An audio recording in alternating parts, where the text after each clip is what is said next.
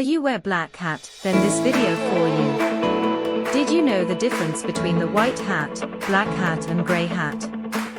White hat, also known as good hackers.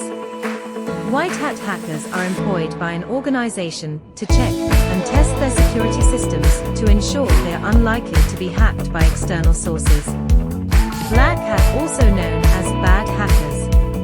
Black hat hackers gain unauthorized access to people's or organizations' systems for personal gain. Grey hat hackers sit somewhere in between good and bad hackers. Generally, they are looking for loopholes to hack a network security system. This type of hacker alerts the admin to their security vulnerabilities, allowing them to fix it internally. Ethical hackers are also known as white hats.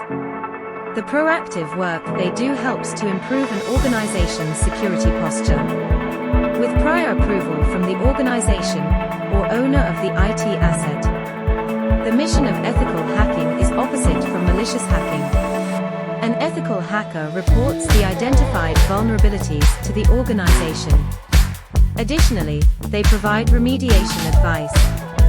In many cases, with the organization's consent, the ethical hacker performs a retest to ensure the vulnerabilities are fully resolved. Malicious hackers intend to gain unauthorized access to a resource, the more sensitive the better, for financial gain or personal recognition.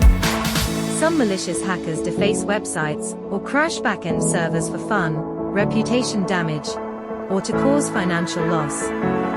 The methods used and vulnerabilities found remain unreported. They aren't concerned with improving the organization's security posture. Skills to become an ethical hacker. An ethical hacker should have a wide range of computer skills. They often specialize, becoming subject matter experts, SME, on a particular area within the ethical hacking domain. Expertise in scripting languages. Proficiency in operating systems. A thorough knowledge of networking. A solid foundation in the principles of information security. Ethical hacker also have some limitation. Limited scope. Resource constraints. Restricted methods. Wanna learn more about ethical hacking? Start your ethical hacking learning journey at izeonittraining.